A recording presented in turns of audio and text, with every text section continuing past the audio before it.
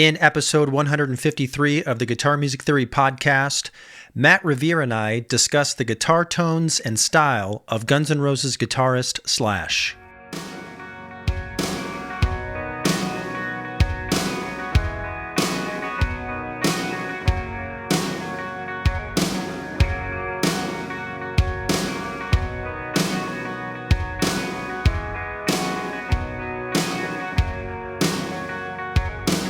Greetings, guitar engineers. Welcome to the Guitar Music Theory podcast. If you're captivated by the magic of guitar music and eager to unravel the mysteries of music theory, you're in the right place. I'm Desi Cerna, your host, fellow guitar enthusiast, and author of Fretboard Theory, Guitar Theory for Dummies, Guitar Picking Mechanics, and more. In each episode of this podcast, I delve into the fascinating world of guitar and music theory, demystifying complex concepts and providing practical insights to help you become a more informed and skilled guitarist. Together, we'll explore chord progressions, scales, improvisation techniques, and more, unlocking the secrets that make guitar music an irresistible art. In today's episode, I welcome back Carrie Underwood guitarist Matt Reviere to talk about the style and tones of Guns N' Roses guitarist Slash. Matt knows the playing of Slash well because Matt had the opportunity to perform some Guns N' Roses classics with singer Axl Rose. We're going to talk about the types of guitars, amps, and effects that Slash uses, plus examine the scales and techniques featured in his playing. It's going to be a great discussion, but before we dive in, what do you specifically need to be working on right now in order to be a better guitarist? Head to my website, guitarmusictheory.com. Answer the question I ask you about your playing, and I'll send you free custom video instruction that's calibrated to your current level. Whether you're a beginner still needing to learn the basics, or you need help with bar chords, finger picking, guitar soloing, worship music, or you want to delve deeply into music theory, I have a free course for you. I can put you on a plan to fill gaps in your knowledge and fill gaps in your playing so you can move forward and reach your music goals.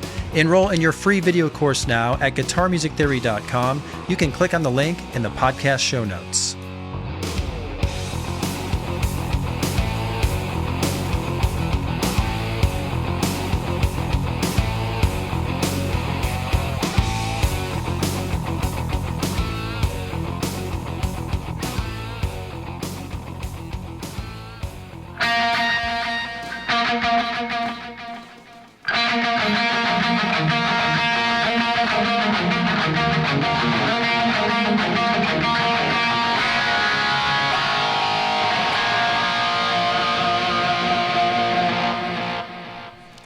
All right, so we are rolling here. Matt Reviere, welcome back to the Guitar Music Theory podcast. What's up, man?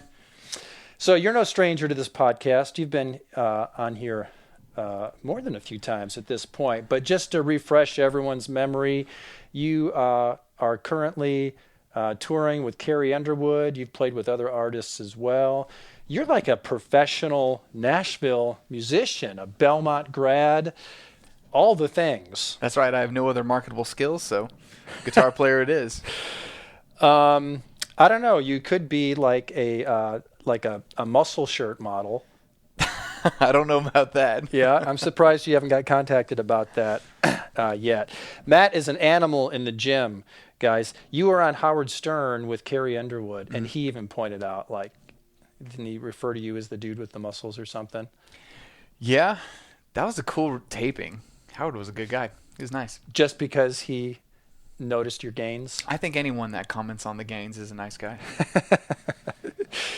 Well, anyway, today what we're talking about is Slash from Guns N' Roses, probably, arguably, the coolest guitar player of all the cool guitar players. I don't know how you get more cool than Slash.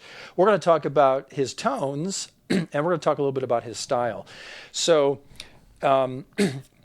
we have both done work with a company called Tone Junkie TV, and they create amp sounds for various digital guitar profilers and modelers, such as the Kemper and the Helix. And you have created some packs that people can download that are based on Slash's sound. You also did a whole pack based on Eddie Van Halen. Yeah. And so as we talk about these sounds today, you just heard one of them. If you are interested in this and you're a Kemper user or a Helix user, just go to Google and search Tone Junkie inspired by / Helix or Tone Junkie inspired by / Kemper. I'll try to put some links in the podcast show notes. And you can download these sounds for your Kemper or for your Helix. And Matt Reviere, the Matt Reviere, put these together. So tell us a little bit about that first sound that we just heard. Okay, so that was obviously Welcome to the Jungle. And the trademark feature of that sound is going to be that delay. And from what I've read, Slash did that with just a regular old Boss DD3. And so when I was designing this tone, I'm thinking, okay, well, the tempo in this part of the song is whatever. But I'm thinking, well, I shouldn't do it in terms of tempo. I should do it in terms of matching the milliseconds with what you hear on the album. Because the DD3 does not have a tap tempo. At least, I don't know if you can plug one into the side or not. But anyway, it's not famous for having a tap tempo, right? So that is the beginning of Welcome to the Jungle. And here's something that's kind of funny about that. All right. Like we were talking about earlier, it's a pentatonic scale. That's the B minor pentatonic scale descending. Right. But it is kind of like a picking exercise, and because you're getting that B string in between everyone. Okay? And it's actually really fast. Like, it took me a while to kind of work that up to where it was kind of a performance speed. Here's what I've noticed. If you're playing the B note on the G string followed by the open B string, it doesn't quite have the same sound as if you play the open B string followed by the fretted B on the G string. That sounds more like the album, to go with the open B first. Oh, it's all in the details, you know what I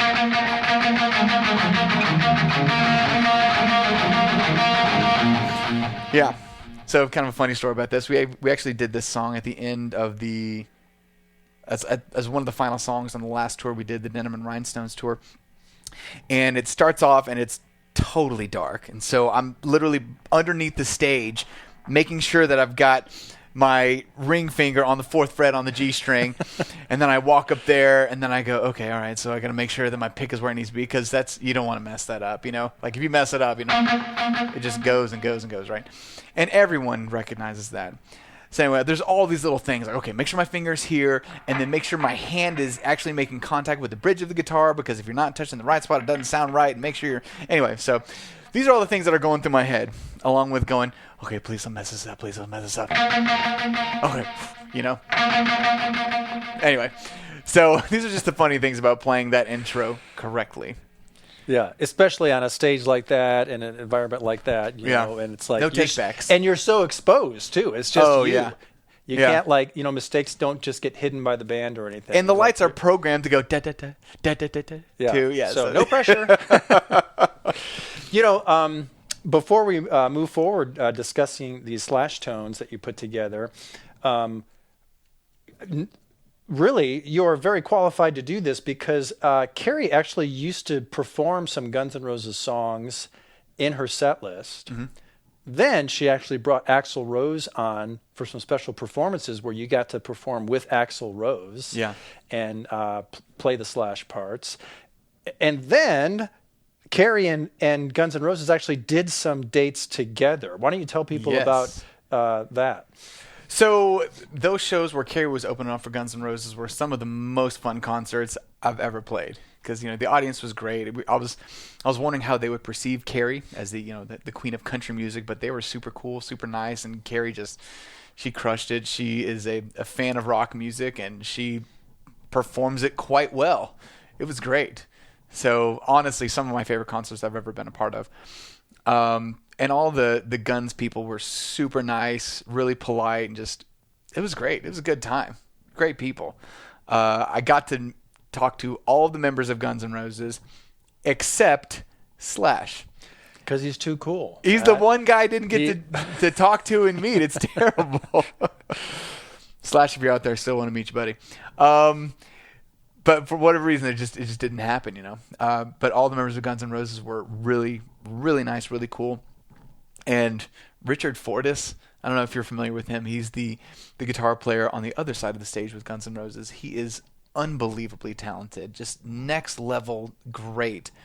And Slash's style is super difficult to recreate and try your best to duplicate. But I think that if I were to pick one person to kind of lift up and go, all right, maybe this guy could sound a lot like Slash, I bet Richard Fortus would be my top pick. Because he can do all the technical shredding stuff, but he also can get the right feel. He's awesome. Yeah, I mean, Slash is... I've done some transcribing of some of Slash's stuff, and I mean, he is such a field player. I mean, he's got some great chops, but one of the things I noticed is that there were a lot of imperfections when I'm listening to Slash's playing, like, up close, but I'm like, but they're perfect in the sense that, like, I wouldn't want to change anything because he's got this loose feel. He's loose, but he's also tight, you know. But he's just a great player. And I can name a few players like that. And obviously, Jimmy Page, and Joe Perry kind of has that thing, and Slash is definitely in that camp of just having so much style and character to your playing that the little things that other players may be like, oh well, it wasn't as clean as it could have been. It kind of falls off the wayside and doesn't matter anymore in the presence of that much character. Yeah, and I think those were both big influences on him. Yeah. You know? He also talked about being influenced by Kiss. Ace Frehley had some of that early on. Oh, yeah? Yeah, I mean, I think he kind of lost it at some point. But, yeah, you know, where it's like he shouldn't be playing guitar, but dang, he sounds good playing guitar, you know. Yeah. So if you're not a Kiss fan of the early stuff, you know, like you may not realize that. But trust me, there was some really really cool stuff by Ace here. Anyway,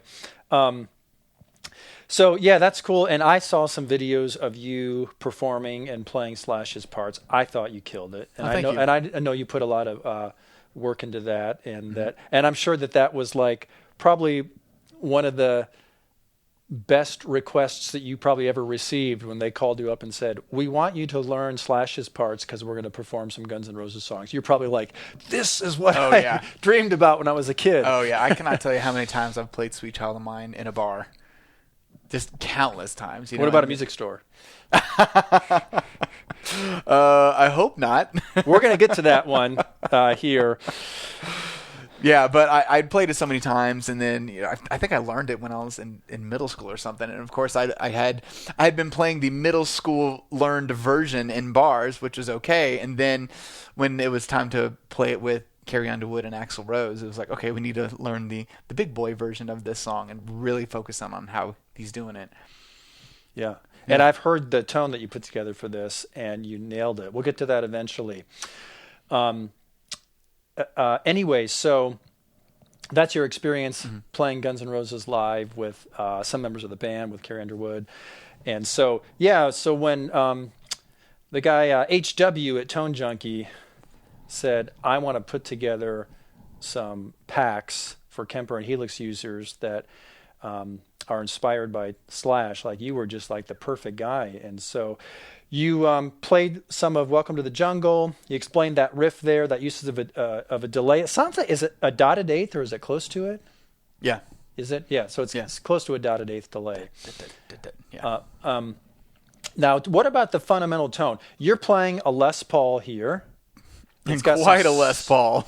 It's got some Seymour Duncan pickups in it. Tell us a little bit about the guitar, and then we'll get more into like what kind of amp is the sounds that you're playing based on. You know how you go to some restaurants and they may have an electric guitar on the wall, but that electric guitar is in a piece of junk, utter Hard Rock Cafe. Yeah.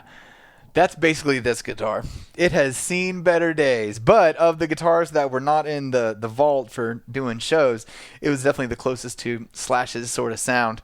I mean, it is a Les Paul. It's just had its headstock broken off 2 times, and I think there's some wiring issues going on, but it gets the job done. So, yeah, you told me that earlier. The headstock was broken twice. Gibsons are notorious for this. It has something to do with the angle of the headstock. It's just not ideal for the tension that it's under, so it's just more vulnerable to breakage. Yeah. Side note, I have a Paul Reed Smith McCarty 594, which was basically Paul's take on if I could redesign the Les Paul and avoid some of the mistakes that were in the original design. And this is what he came up with. And I think this guitar is amazing. And they don't have issues with that headstock angle. But back to your guitar here. The headstock broke off twice, but you repaired it twice. Like, I think after the first time, I would have just pitched it. But you're like, no, you were committed to keeping this thing. I got this guitar when I was 12. I got it for Christmas. Thanks, Dad. And so I wanted is to this keep the it guitar functional. you originally played Sweet Child of Mine on? Yeah, it is. You're totally right. Yeah.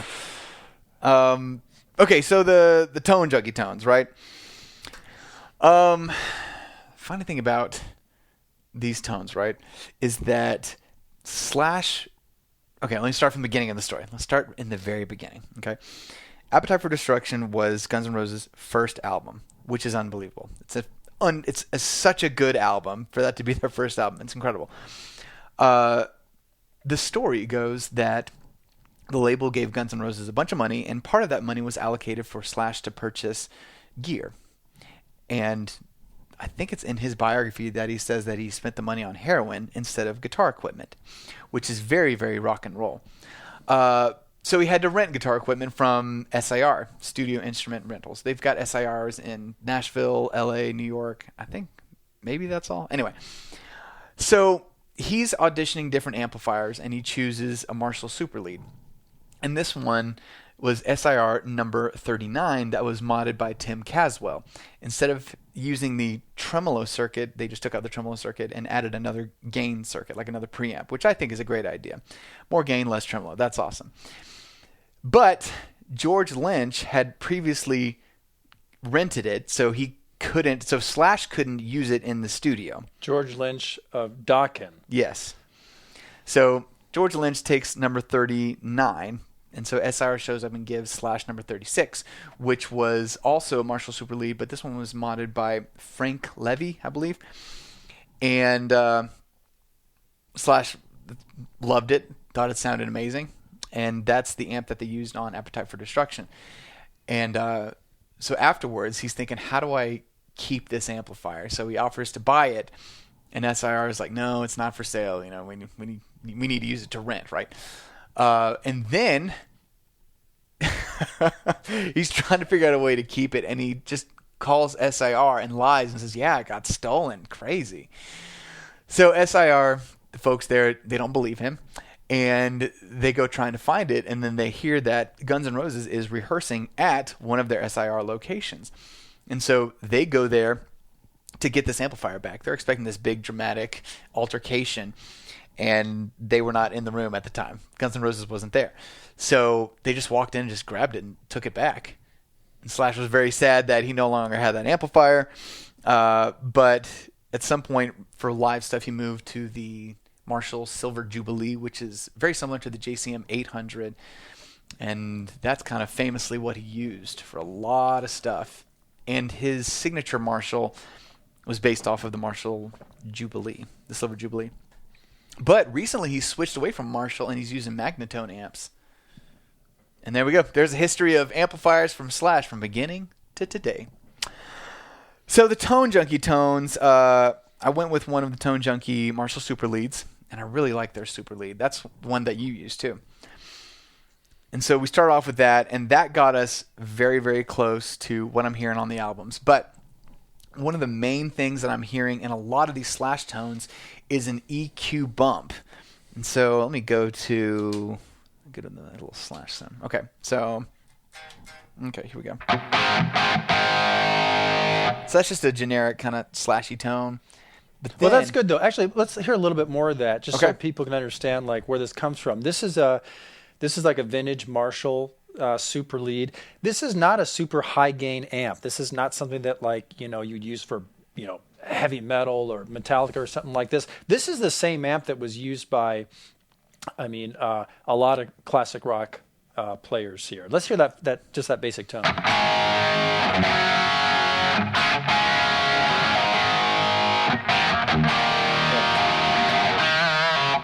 You dial the gain back and it's AC/DC, and then if you push this amp to extremes, it becomes Van Halen and Guns N' Roses. By the way, Matt's on the bridge humbucker on his guitar, of course, and you got your volume and tone all the way up, right? Oh, yeah.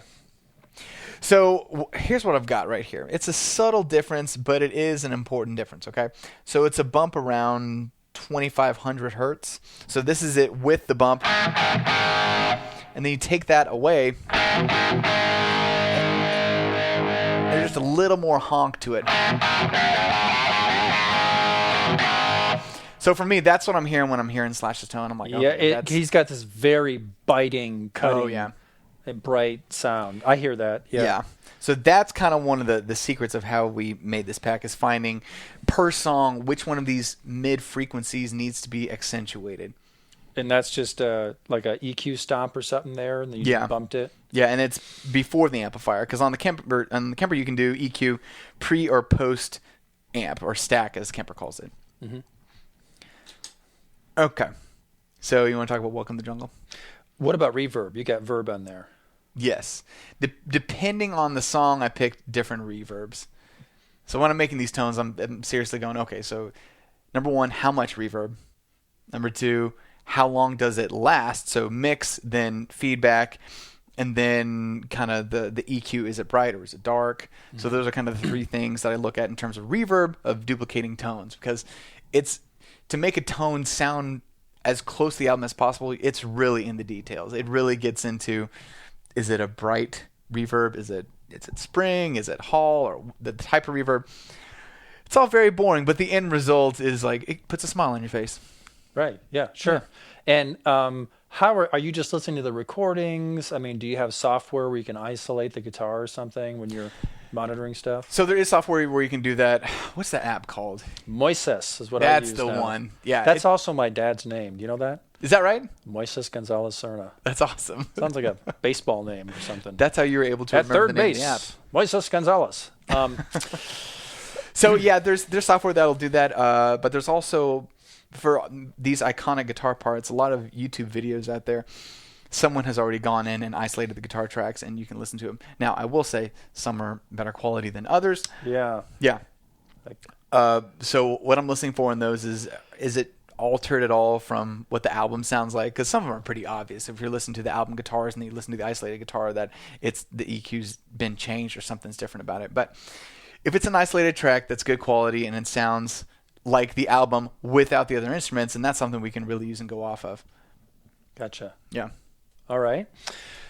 So we talked about the fundamental amp tone. You're accentuating some frequencies. Mm-hmm. Are you adjusting the amount of gain, like for different songs and stuff like that? Oh yeah, yeah. That's very important. And another factor in that is what guitar you're using. So any players out there that are using single coils, I apologize. It's not gonna sound right. And if you're using a guitar that is way too hot, like way too high output pickups, then that's going to be an issue too. Oh, let's talk about that. We were talking about that earlier. So it became a trend where people wanted hotter pickups, and we thought, pickups with more windings that were louder, hotter, more output, were more rock and roll. But Slash did not use high output pickups. Mm-hmm. From what I understand, Appetite, the guitar that he used for the Appetite album, had Seymour Duncan APH1 pickups in them, which are kind of a classic, Alnico 2 magnet pickup, and they're not hot. They were not wound super hot like had kind of become popular in the 80s with like the Seymour Duncan JB pickup or something like that, or the DiMarzio Super Distortion. So anyway, you need humbuckers and something that is low to medium output. You don't want something too hot if you're trying to recreate these Slash tones. Right. And I will say that just a general rule of thumb is a lower output pickup is going to be way more versatile than a high output pickup. High output pickup is going to do the rock thing super well, but you can cover a lot more musical ground on something that has lower output. So I have Seymour Duncan APH1s in my Paul Reed Smith DGT, and I had tried some different pickups in there, including some pickups that were a lot hotter and everything. And while they were good for some things here and there, like overall, I didn't feel like they were good overall. When I put those APH1s in there, I was like, wow, like I can do almost anything with this, and sounds really good. Now, there are Slash pickups which are based on the APH-1s. They're called APH-2s by Seymour Duncan, and I think he just tweaked them a little bit. He might have scooped them a little bit more so he could slap his name on it and sell it as his branded pickup. But so they're very similar, and I've heard that they're very, very versatile pickups. They're good for Guns N' Roses, but they're good for classic rock, pop. People use them in worship music. They're very versatile. Yeah. So funny thing about the Les Paul that was used on Appetite for Destruction is that it was not a Gibson Les Paul. Did you know this? I know that, yeah. It was made by a luthier named, what's his name? Chris Derrig. And so it's It was just a copy. Yeah. It's so funny that the Les Paul, like one of the most important Les Pauls in the history of music, was not a Gibson Les Paul. I think it's safe to say that Slash popularized the Les Paul as more, or at least as much, as anyone else. Absolutely. And yet the guitar that was actually used in Appetite for Destruction, it looked like a Les Paul. It even had the Gibson logo on it, but actually was a copy. It's funny how that works. Yeah. I saw a YouTube video where a guy was talking. He was like one of these guitar influencers, and he was saying that the Les Paul was a dad guitar. I'm thinking, I didn't know that guitars were dad guitars. But I guess I'm just oblivious since I have 3 kids and play guitar. Yeah. Well, and all the people that made the Les Paul famous when they were recording their best work were like Father and children. Well, no, they were very young. You know what I mean? It's kind of funny. Like, people say Leonard Skinner, that's old man music. It's like, no, they were young. Oh yeah. When they recorded that first album. You know what I mean? Yeah. They were just kids still. There's another album where right out of the gate the band just killed it. And was just had their thing and their sound. So much good guitar work. Oh my gosh, so good. But we digress. All right, let's hear some more tones. So we talked about Appetite. What else you got on the box there? Okay, so we kind of went through Welcome to the Jungle. So when I'm making these tones, my thought process is how, like, if I were in a Guns N' Roses tribute band, what tones would be necessary to perform the song well, right? And there's some details in here, Of course, you've got a Welcome to the Jungle rhythm. But even in the chorus, he does this like delay slide off thing, and so I put delay slide off. You gotta have that. Yeah. And like I do that, and you go, oh yeah, that part of the song. I totally know that. Here's the solo, the second solo in Welcome to the Jungle.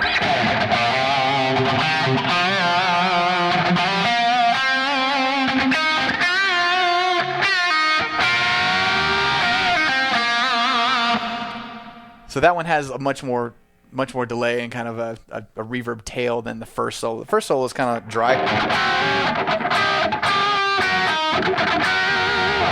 That's a different sort of thing, So yeah, Welcome to the Jungle. Can you give me more of that solo? Is it the second one? If you keep going? You got to get to my favorite part. Oh, sorry. So it goes.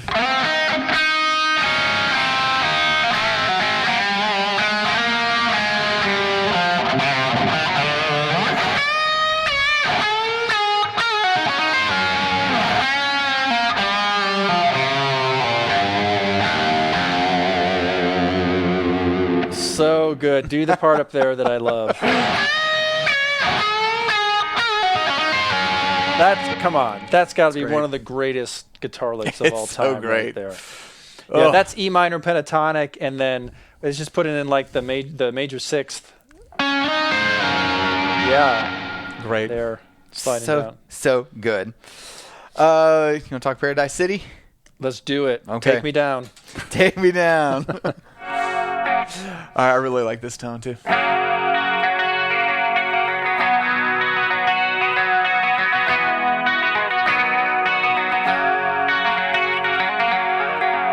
So this one, obviously, it's got some chorus. Chorus effect. Yeah, but I've also got like a real wavy sort of slower thing going on that kind of gives it that C6 sort of thing. Warbly. Yeah, because I'm listening real carefully, and I'm like, yeah, there's definitely some movement, like slower movement than like a fast chorus. So how are you adding that? I don't even see what my little buttons are here. So we got a compressor. That's good. Gotta have a compressor. It's a vibrato. That's what it is. Oh, interesting. So chorus and vibrato. Yeah. But it's very subtle. Yeah. Because chorus is, it's like two tones that are kind of moving real quickly against each other, right? Mm-hmm. And then the vibrato is the kind of slow up and down wave. I'm doing a waving motion with my hand, by the way. Anyway, so those two things together, in my opinion, match the tone as closely as we could get. And obviously, chord voicings matter. You don't want to go, even though I much prefer that voicing normally, they're doing this. They're doing the G with the open second string. Right, with that open B. That's right. And then let's talk about Paradise City. When it kicks into that. That's cool. Oh, let's just do the intro, right? Oh.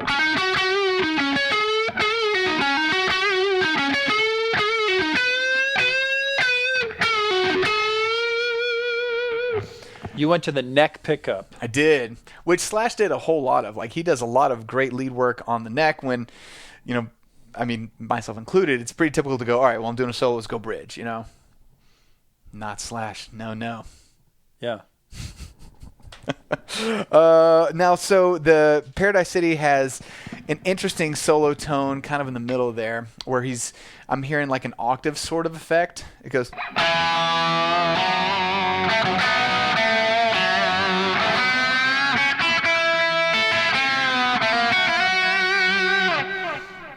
All right, you got to keep going though. I love my favorite part is the next. Oh yeah, okay. Part. Do you know it? So, yes, but that part doesn't have that octave effect. So if you're ever using this stuff live, make sure you click your octave effect off.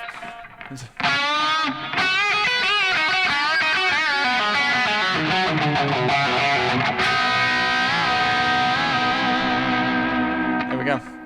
Awesome. Yeah. And then, oh my gosh, the Paradise City outro solo is the most insane thing that I ever played live with Carrie Underwood. It's 100 miles an hour, every note as fast as you can go for the longest duration. It's crazy. So when I'm doing that, are you going to give us a little sample of that? Like, you want to sit here for 2 minutes? Wait. Shredding? Before you, I see how it's played. Hang on. So, I know that is it in G major? By the way, we're both tuned down to E flat, but doesn't he do something where it's like G major pentatonic, but with the blues scale? So it's like, but he puts the fourth in there because it's like a let's see.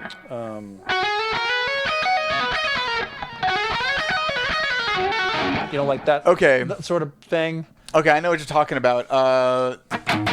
The way I normally handle that is kind of going just with the Mixolydian.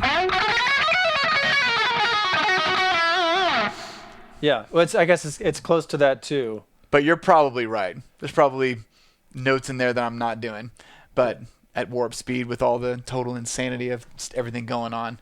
So you were just playing G Mixolydian mode? Is that what you're thinking there? Yeah. Yeah, okay. Which would be notes of C major, but you're kind of starting your scale on G there. So let's see, how would I do that? So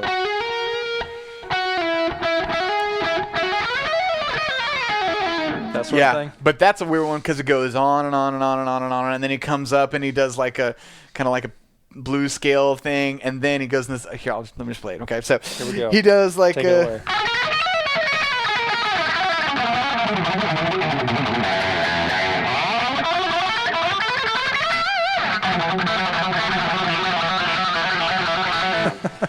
Yeah, I love that part. It's interesting that you're doing that with your pinky and your ring finger. Yeah, I don't know why I do it like that, as opposed to I can't do that. 1, 2, 3. That's not. Yeah, I don't know why, but it works. So you do that. Well, that sounds fantastic. Now I'm noticing that Slash is much more legato. You are picking a lot more notes there, right? But that's because that's what you're more comfortable with. So you're adapting it to something that you can play well, right? Mm-hmm. Yeah. And I will mention that this tone sounds like the album. Like in my opinion, I'm like, okay, that sounds a lot like what I'm hearing on Appetite for Destruction. But when I'm playing it live, I'm gonna add a little more gain, a little more delay, just kind of smooth things over a little bit. You know, because it's pretty unforgiving tone, you know. So yeah. Meaning that like you got to be really sharp with your Yeah. playing and everything. Yeah. It's not very fluid. We'll put it that way. But live, if you added more gain or more effects, Mm-hmm. then maybe if you miss some notes here and there, it wouldn't be as noticeable. Right. It's just, I don't know. There's something about it makes me enjoy it and play it better as the player if the tone is a little more fluid, you know, because this is very kind of choppy, kind of rocky, and it's got a very pronounced honk to it, you know. And sometimes that can kind of mentally slow me down. I don't even know why that is, but I definitely feel that way when I'm playing. Yeah. Well, you didn't sound like you were slowed down at all. Thanks, there Dez. a moment ago. Appreciate that. You want to talk, Sweet Child? Shall we do it? Yeah. All right. I think we need to take a break, and we're going to come back, and we're going to talk about what is arguably the most iconic guitar riff of all time, Sweet Child of Mine. Welcome to Guitar Center. How may I help you?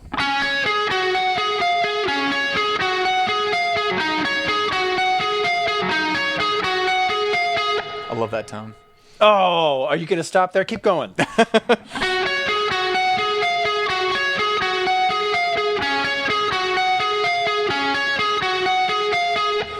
Matt did not see the sign on the door that said, absolutely no Sweet Child of Mine, no Stairway to Heaven. What are the songs that like are supposed to be banned from all guitar shops? Sweet Child of Mine, Stairway to Heaven. Am I missing something? Let's throw Inner Sandman in there. Yeah. What about Seven Nation Army? That's got to be like something that like every kid walks in and like It's plays. funny because they're such great songs. They're excellent songs. It's just they're so excellent that everyone wants to play them all the time. Yeah, and everyone should learn them. Yeah. Yeah. If you need help, just go to guitarmusictheory.com and I'll tell you everything you need to know. All right, so Sweet Child of Mine, what can we say about this song? If all he ever did in his life was record this song, he would still be an absolute legend. Mm-hmm. What a great song. It's so good. So good. I mean, the solo, right? Well, let's talk about this intro. Gosh. You're on the neck pickup. Yeah. I've heard some people say that he didn't record that on the neck pickup. He actually recorded on the bridge pickup with the tone rolled down or a half-cocked wah or something like that. Yeah. What do you know? Do you know the truth? No, all I know is that when I play it on the neck pickup, I feel like that is what it sounds like. Oh gosh, and you got that tone dialed in. So tell us about the tone. Is this the super lead still? Yes, it is. And Marshall super lead. That's it. With EQ, once again, we got that bump going on. At like 2,500. Yeah. So this one, it's like an upper place. mid-range. This one's at 1,200 hertz, and it is goosed like 8 dB. Like it's really, really cooking. Let's hear it. Can I hear it without it? Yeah, sure. So without, I'll hit the button. With. Without. With. Yeah, it just pushes it, and it. I mean, gosh, it sounds so much like the recording there. Yeah. It just really. That must have been what they did. They. You think that was something that was done? You said was it done with an EQ pedal, or you think they did that in post as they were EQing it and mixing the album? They would bump those frequencies. that's a tough question because it could be the guitar, the pickups, the speakers, the amplifier, an EQ pedal, post EQ. I don't even know. All right, so that's a good point. Like there's so many things in the signal chain that are going to contribute to the sound, to the EQ curve. Yeah. Maybe the particular guitar that he was playing just happened to have a bump in that upper mids, or maybe there was something about the amp. Maybe there's something about the mic placement or the type of mic that they use that just happened to capture those upper mids or something. Maybe he did have a little EQ stomp box or something and he bumped it.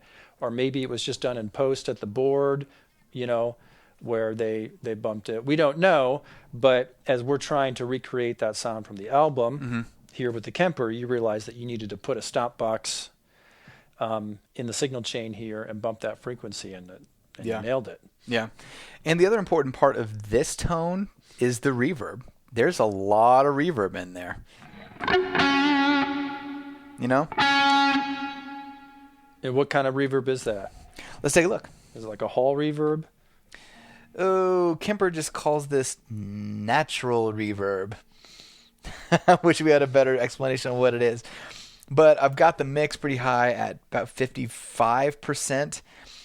And the decay time is 2.2 seconds. So yeah, that's a lot of reverb.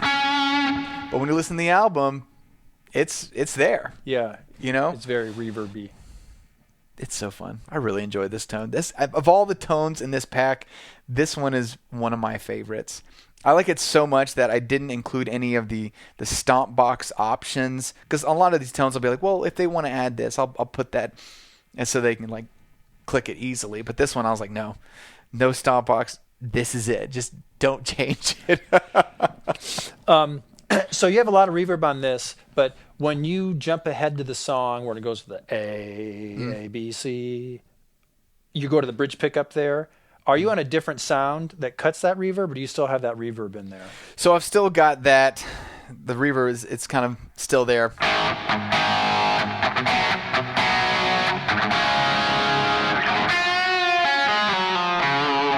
Nice. Okay. Yeah. Because sometimes reverb can bring a part to life, like this introduction. But sometimes if you're playing a rhythm guitar part, you want to be careful about having too much reverb because it's just it's going to get too cloudy. But obviously, if you're playing this live and you're going, when it hits the chorus, there's too much reverb, you can take the reverb out. Go for it. It's not going to hurt my feelings too much. Well, let's talk about some other tones in this song, because this song has so many different parts. Yeah. There's there's the verse tone.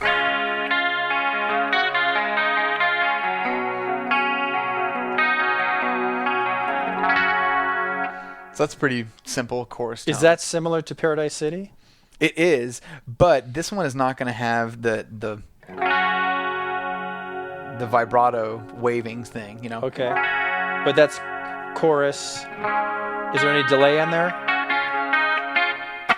No delay. There is reverb and there is a compressor too. So compressor, reverb, chorus. It's a cleaner sound here. That's it. And yeah, sounds really nice. Yeah. It's not as warbly as Paradise City. It is not. But we should talk about the solo.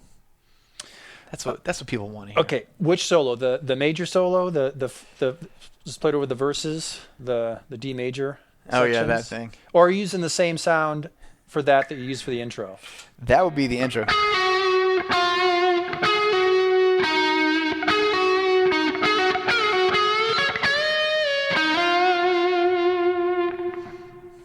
Yeah. That sounds great.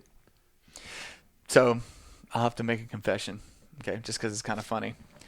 So when we did the show, this is the first time that I got to play with Axel.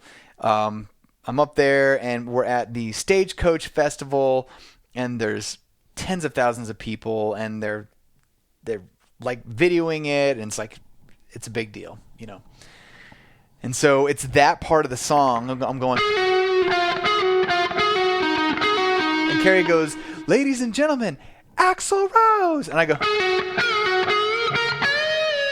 And so I look over at this point, and I'm supposed to go. And I look over, and there's Axl Rose walking on the stage, and I just froze. I go.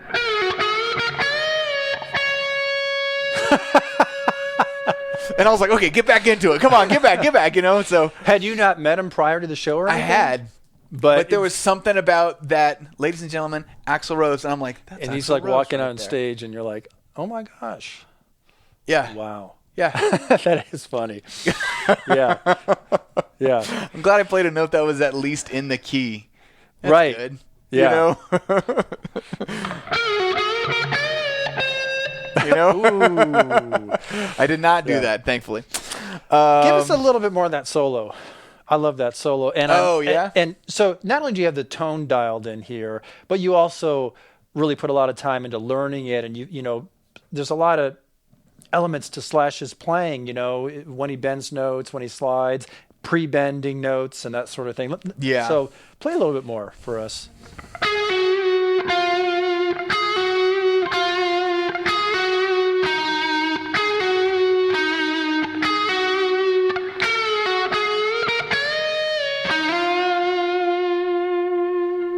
Yeah. The details are important. Yeah. And I talk about this with a lot of my students about when you're playing leads and stuff. It's not just about fretting notes. It's about using your hands to control unwanted noise and get so that the notes that you're playing are ringing clearly and stuff like that, and get strong pull-offs and all that stuff. Make sure your bends are in tune and all that stuff. So Matt put his work in on this, and it sounds great. Anyway, let's keep going because you want to talk about other parts. Yeah, we got to talk about the solo. The solo. The solo. Did you bring a wah pedal? Yeah, I've got this little guy here. Connected. Okay. Yeah, I'm connected, so that's short fine. for wah wah pedal, by the way. So another funny thing about that Stagecoach performance is we're using the Fractal Audio Axe effects with all of our tones pre-programmed, and then they get MIDI changed for different parts of the song. But for the Sweet Child of Mine solo, I had to use a wah, and so we bought this super long cable. So it's going into the back of our Axe effects rack, like way across the front of the stage into this teeny tiny little Dunlop Volume X Mini, which is like smaller than your foot. And so that's only it's like half the size of my foot. I know. It's like a quarter size of my foot. And so that's the only pedal that's on the stage, but it was necessary. You had to have it. That's like people were like, wow, that's his rig. He's real minimalist. That's it. Just a volume pedal. Hey, let me clarify something.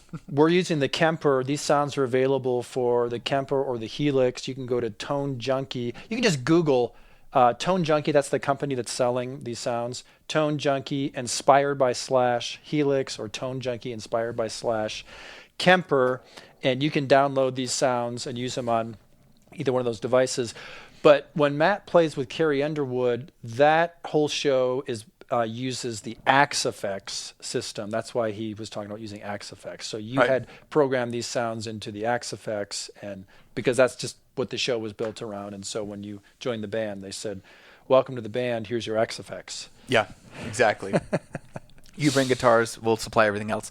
But when you're not doing that, it seems like you prefer the Kemper. That's what you typically use. We should address this because I know most guitar players, when they're listening to this, are thinking, well, what's better? Because that's the eternal question, right? What digital solution is best? My official answer for me would be that we are at a point where they are all so good. Every platform, Kemper, the Axe Effects, the Helix, they're all so good. Quad Cortex, I could go on. That it doesn't matter. They're all excellent. It's hard to say. I choose Kemper anytime they say, well, what are you going to bring? I'm always bringing my Kemper just because it's what I'm most familiar with. And I love the Tone Junkie profiles that he's made for these units. But they're all great. I'm happy to do a gig on any of these things. Yeah, good answer. Yeah. All right. Let's get to this solo. Let's. You've got your foot on the wah pedal, I can tell. I just wanted wah so bad. Yeah, you are eager to do this. All right. We're talking about now when it moves to the minor key, E minor. You're on the neck pickup. Yeah. There's going to be some harmonic minor here. Slash is that's a weird scale. He uses the pentatonic. Slash, like earlier when you're playing that in D major, that's actually D Mixolydian mode. Oh yeah? Yeah, because you've got the C natural in there, and you've got the fourth in there, and everything. It's actually there's actually full D Mixolydian mode there. If we asked Slash, like, hey man, what scale are you using? Would he say that's the D Mixolydian mode? Maybe, or would he just does he think of it some other way in his mind? It's like, well, I'm just playing D major, but I like to add a fourth and a flat seventh. You know what I mean? Like whatever. He's and then here in this solo we have E minor, But there's also full E minor scale. So it's got the second, it's got the flat sixth in there. And then he even makes use of the harmonic minor, which would have that, you'd raise the seventh note in the E minor scale, so you've got a D sharp in there. And he uses it so well, so melodic. So Slash is not someone that could probably write guitar theory for dummies. He's probably not someone that just thinks that way or is able to, like Eddie Van Halen. You know, people said, oh, Eddie Van Halen didn't know anything about music, because when people would ask him, he's like, I don't know. Eddie Van Halen knew all of this stuff. He just wasn't a teacher. He just wasn't the type of person that was going to, put that into words and teach that. But he absolutely knew what he was doing. You know, he had years of playing piano and reading music and stuff like that prior to ever picking up a guitar. Slash is like actually he's a great musician, and he makes use of a lot of different musical elements really well. And obviously, he knew what he was doing. It's no accident that these scales and these modes and these sounds are part of the music. Anyway, this is the Guitar Music Theory podcast, Matt, so I had to talk about that. On to the solo. Let's hear what you got. Okay, so we got neck pickup, and for most of my guitar playing bar career, I would just use the neck pickup, and I thought that was good enough. But then I'm listening to it, and there's some wah movement to it.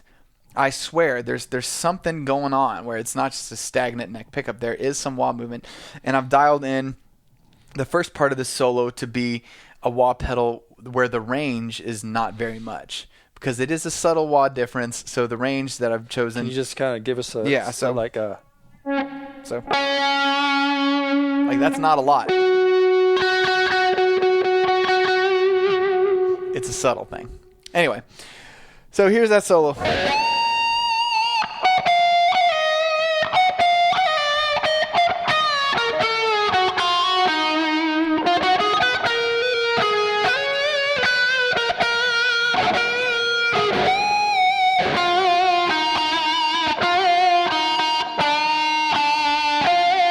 There's a harmonic minor. Oh, so good.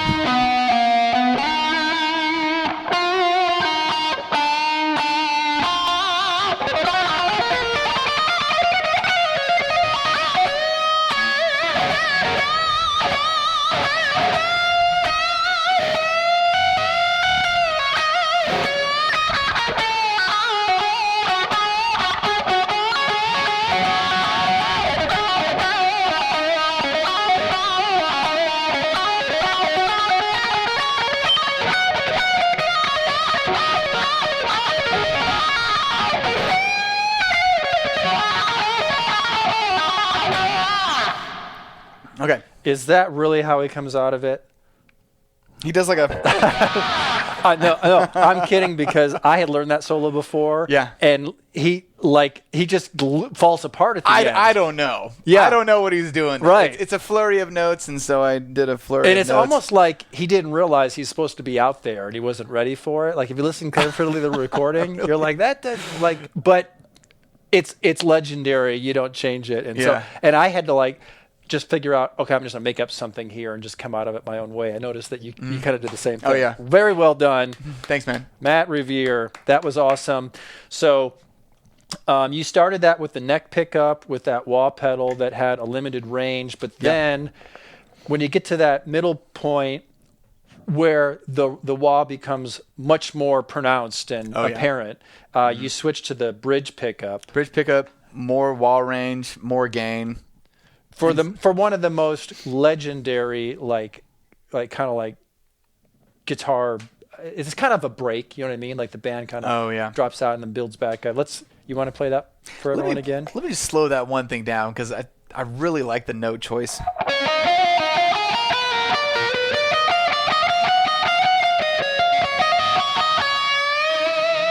You know? We talked about this before. Like, I kind of had to make up my own thing because I wasn't really sure. So that's me playing now. So I think I go.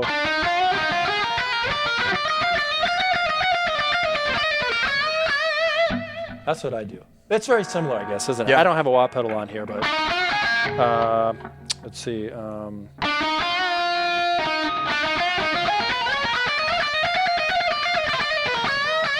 I messed it up. Let me try that one more time.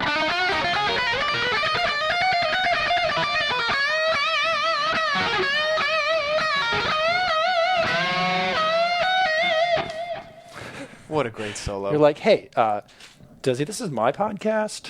Actually, it's your podcast. Actually. You're the guest here. Yeah, awesome solo. I have a video that I posted to YouTube for teaching that solo. And honestly, I need to redo it. Like funny thing, I had kind of prepared that. I was filming some other stuff at the time, and I had hired this camera guy, and I'm like, I want to do a lesson on Sweet Child of Mine. And did it all in one take. Mm-hmm. Boom. One take, that was it. But when I listened back to it, like the tone wasn't right, and I didn't play some parts right. Was using this cabinet that I had issues with noise, and I was getting cone cry and stuff like that. But I'm like, crap, I went through all the trouble of making it. It's still very helpful, I had tabbed it out. But all that to say, if you're familiar with that video and you learned something from it, great, but it needs to be redone. I need to tab it differently. I didn't play some things in the right position. I need to redo it. So I will say I could just video Matt playing it, and then I'll tab it out. I will say this. Slash is a player that people really, really love and really, really study and know all these facts about him, more so than other guitar players, I think. And so when you post a video like the one you post online, there's going to be much more people with much more passionate opinions on tones and notes and all that stuff, just because people really care about Slash's contribution to guitar playing. Yeah. It makes it a very difficult. Well, they're passionate. He's a difficult player. So they're going to be more critical. Yeah. I don't think I got many critical comments on that. Most people, I think, still found it helpful. But you're pretty critical of yourself. I am critical. I look at that and I'm like, I could do that differently and so much better. By the way, we're tuned down to E flat here, and I was just noticing as I was playing, like, gosh, it's so easy to bend. Slinky, isn't it? Strings. I have 9s on here. What do you have? These are 10s. Strings. You have 10? Okay. Yeah. I recently switched to 9-gauge strings because I used to use 10s or 11s. Yeah. And my feeling is now that 9s are they're better, and that I'm not sacrificing tone, and they're easier to play. And now that I'm at E-flat tuning, I realize why 9-gauge strings and E-flat tuning was so popular in a lot of rock bands and stuff. Oh my gosh, they're so slinky. It's so easy to bend and everything. For me, I find that I overbend. Like if I'm playing 10s for a long time, then I switch to 9s. That's what happened on the Tone Junkie Van Halen demo I was doing. I was playing a friend's Van Halen guitar, and I'm playing like all my bends. They're just a little bit too sharp because I was so used to playing standard tuning 10s, and we switched to half step down 9s. Yeah, a bend is no longer a bend that you're used to. I had to say, when I switched to 9s, I had tried it in the past, and I just didn't like it. Yeah, I'm like, I don't like this. Like, it took a little getting used to, but once I got used to it, because I was just so used to 10s or 11s, right. And so I was just used to the feel of that, and so I'm like, I don't like these 9s. But once I said, you know what, just leave them on here, and just see if you get used to it. Once I got used to it, I was a fan. I was a fan. Awesome job. Anything else we need to know about Sweet Child of Mine? No, man. If you haven't heard it, go listen to it. And I will mention, for all my cover band friends out there, everyone knows, but take the time and learn the chorus section.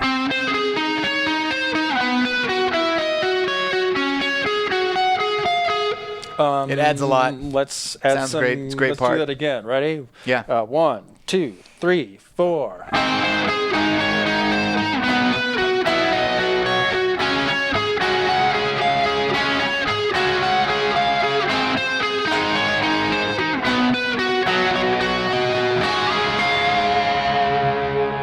So, like, actually learn it? But not like I did. I totally messed it up. Oh, did you? There, that's it. That's the one. Yeah. So he's playing some like arpeggios there or something, isn't he? Yeah. He's kind of outlining. So it's an A major chord. It's an A major chord, but he's starting on the 3rd. Then C. And then D. Back to the original position. Yeah. Yeah. That's it. Yeah. Great part. I'm thinking about the other solo that we're playing, and where he gets to the point where he starts doing the Yeah. And so when I started playing guitar, I definitely had a knack for it, Obviously, I think anyone that sticks with it or, gets to, where we are, like, obviously we had a knack for it, you know what I mean? But I had to practice a lot of things. I did practice really hard and studied. But one of the things that pissed off everybody else in the school, and I don't know why, but right out of the gate, that move there, that's really common in a lot of classic rock stuff, like that. I could do that. Yeah. And I'm like, I don't know how my fingers are doing this, and it came out. It was like one of those moves, and I still use it today. So what's funny is I was unable to do that for forever, and I finally got that under my fingers like 2 years ago. Are you hybrid picking that when you do it? I don't know. Let me take a look here. Let me review how I'm actually doing that. Okay. Let's try this. You are. So Matt is hybrid picking that. He's using a finger on his picking hand to go. Are you using two fingers? I think I'm just using one, just my ring finger. Okay, slow it down. So okay. So yeah, he's playing the first string with his a finger and then picking. So you're going. Is that what you're doing? Yeah. Okay, yeah. Whereas I just go. And, I picked that up because I was learning Kiss stuff, Ace Frehley stuff, where he would do stuff like, And, in high school, they're like, how can you do that? I'm like, I don't know. But later, when I created a course called Guitar Picking Mechanics, where we look into alternate picking, sweep picking, economy picking, and how do we pick some of these fast lines and stuff like that.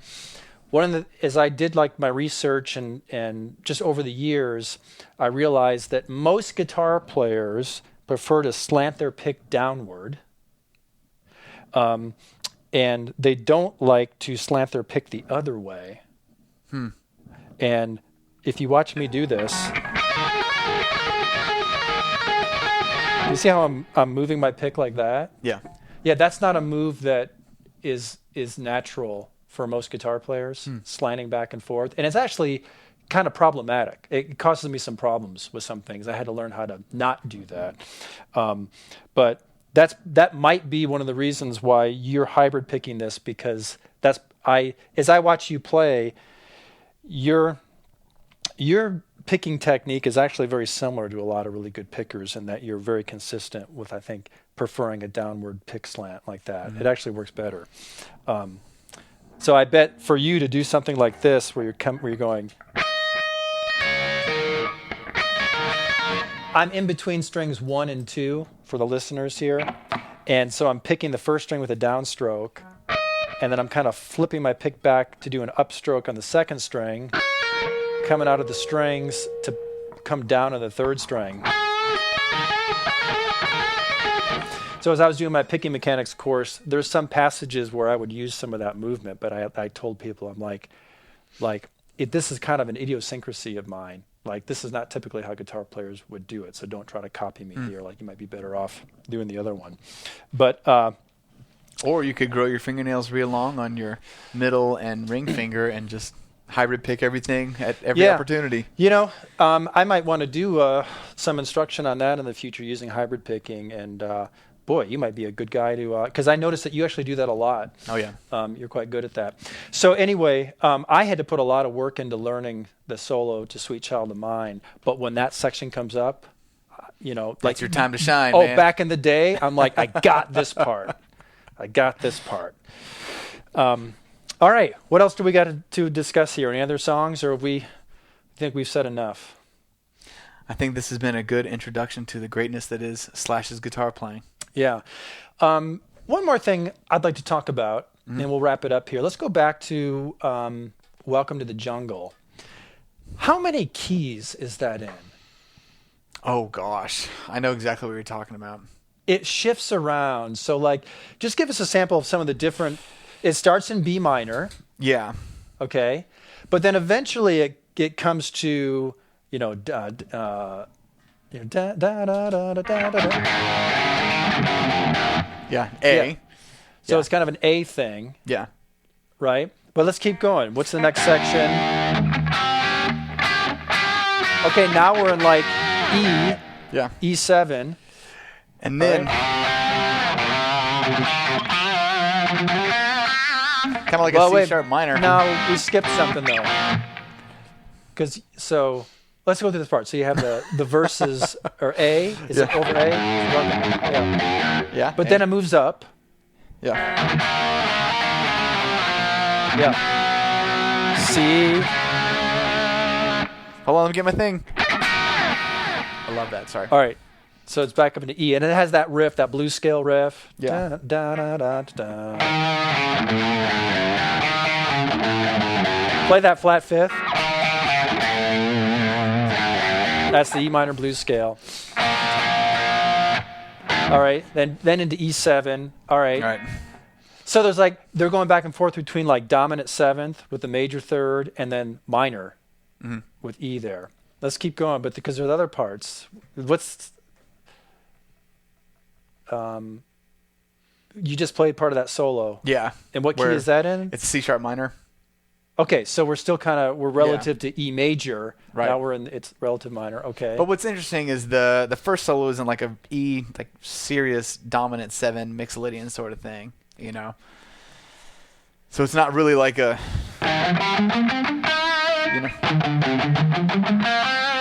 Just that little riff is when he slides in to the like flat 7 and the third there. Mm.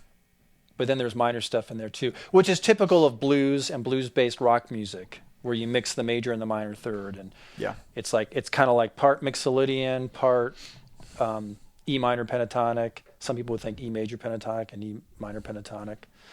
Yeah, so it's interesting. Like, there's so many elements to their music that if you're familiar with like kind of blues roots and rock, and some basic rock riffs and stuff like that, like they're borrowing all that stuff. And they're just jumping like kind of riff to riff and chord riff to chord riff. It really moves around like a lot. It does. I never even noticed that because I've heard it so many times. I'm just like, oh well, it totally goes to, like whatever. I'm just so used to that. But when you say it, yeah, it totally switches around a whole lot. Yeah, I know that like when I've played through some of those parts before, like I really just had to break it down and just think like, okay, now I'm kind of like in this key, and now I'm in this key, but now I'm back to this key, but now it's the relative minor, and it's like some people might not think that way. They just kind of memorize it, and I do that too with some things. I stop thinking about it. It's just kind of a muscle memory thing. But the way my brain works, I want to have some general kind of understanding of where I'm going with a song, because that helps me. And so if I'm like, wait, what's next? I'll be like, oh, well, I was in E, but then it goes to the relative minor, C sharp minor, that sort of thing. Anyway, good talk. Good talk, man. Good talk today. Remember, if you are a Kemper or a Helix user, you can purchase and download these sounds from Tone Junkie TV. Just go to Google and search Tone Junkie inspired by / Helix or Tone Junkie inspired by / Kemper, and then the link should come up. You'll find it on the website. You can purchase it, download it, install it on your device, and you can rock out with these tones. Matt also did a pack for Eddie Van Halen. Maybe we do a future podcast where we talk about Eddie Van Halen. So you can Google that same thing, inspired by Eddie. Is that what it's called? Yeah. Inspired by Eddie, and you can find his tones that he created for it. So can you give us one more / song that we haven't, because I know that you actually cover other songs in here, aside from the ones we did. Play us out, Matt. Oh, gosh. With a little something.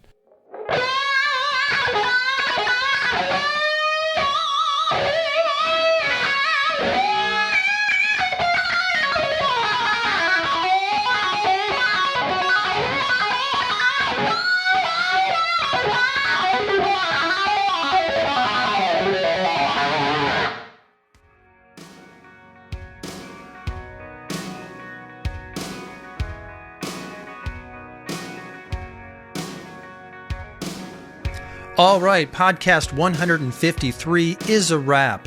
Before you go, don't forget that you can enroll in a free video course at my website, guitarmusictheory.com.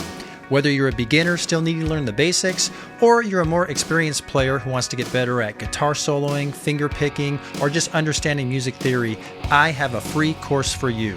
I can put you on a plan to fill gaps in your knowledge and fill gaps in your playing so you can move forward and reach your music goals. Enroll in your free video course now at guitarmusictheory.com. You can click on the link in the podcast show notes.